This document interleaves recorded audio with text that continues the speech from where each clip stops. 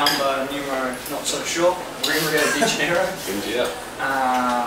Just a quick update from Buenos Aires. We left there probably 2 weeks ago. Been to Iguazu Falls, but on the way, as always, a few situations. 2 hours out of Buenos Aires, we rode into a typical police checkpoint, and for the first time in our adventures we've been attempted or fined. We were accused of speeding, not so, or maybe just a little, but we argued successfully and got out of that one. There was no price determined, but we were shown sort of security footage and constantly accused. The guy there spoke relatively good English, however escaped scot-free. An hour and a half up the road, however, there was another checkpoint. Typical situation, roll in, keep the helmet on, keep the engine running, don't do anything until asked otherwise. But this time we're asked to dismount, go over to a senior officer leaning against a bonnet of the car with a calculator, and we were accused then, he spoke no English, of overtaking a truck over WO lines, and the fine would be somewhere in the vicinity of 3,000 pesos, which is well over $1,000.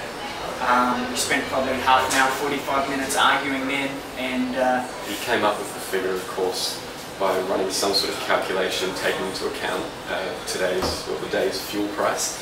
It's quite entertaining. Yeah, it was. Anyhow, we eventually got away from there after we brought it down to 1,000 and exclaimed that it would take 3 days to get such money. You could take all our rice, take all our water. We took photos of the bikes to say we'd be stopped further up the road, and in turn we took photos of him, and at that point we were pretty much allowed to roll on. So successfully no paying the Caballeros to date, but we expect more in the coming countries. For those of you who don't know, the cops in Argentina have a reputation for being corrupt, so most motorcyclists get stopped quite a few times, so we successfully made it through without paying anything. Yeah. Stick it to them. That's right. Yeah, Iguazu from there, wasn't it? Yep.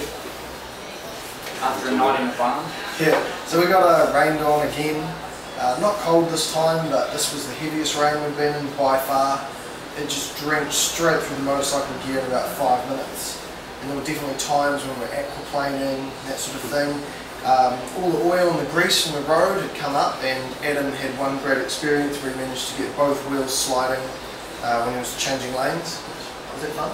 So it was a bit sketchy. We crashed in a barn that night after I had a flat front tyre.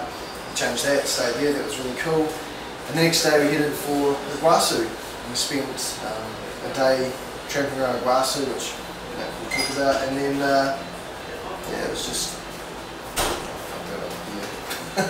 Yeah, we had one pretty amazing experience where we stopped through a coastal town on the way up and stayed with was that before or after? That was after. Iguazu. Yeah, Iguazu is absolutely amazing. It's, lots of water falling over rocks. For those of you who don't know what a waterfall is, they're trying to get it on the list of the new 7 wonders of the world or whatever it is. So really, it's pretty spectacular and definitely pretty worthwhile. So there's loads of photos up in the gallery. Check them out. It's definitely been one of the highlights of my experience in Brazil. And then the ride up has just been absolutely amazing. The Brazilian coastline is just perfect for motorbikes. The roads are just pristine, the views are spectacular, and all in all it's been probably one of the most enjoyable sections of riding. Nice to be on some tarmac, because from here over to Bolivia, well, definitely once we hit Bolivia, where only 5% of their roads in the entire country are sealed, it'll be a whole other story.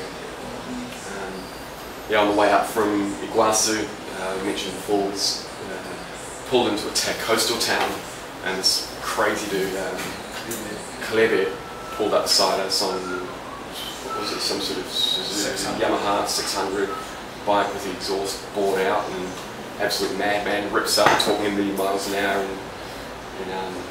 Portuguese, not Spanish. Every second word was yeah. And so we ended up sort of camping in his family's yard and had a crazy night with him, blacking around on the local beaches at 100 miles an hour. Can't tell too many stories about that night, but it was good. Definitely good. Yeah, certainly that coastline. I mean, coconuts and camping it was everything you wanted about the Brazilian situation. Rio de Janeiro to top it all off. I mean, what a city. And we all know Rio for old JC sitting up on the hill, but surrounding the place, it's just like hill, mountain after mountain, beach after beach, beautiful body after beautiful body. It's been a fantastic place to spend the last few days, where we are now in the hostel. Yeah, what next? To Bolivia. To Bolivia. Onwards to conquer. Catch you there.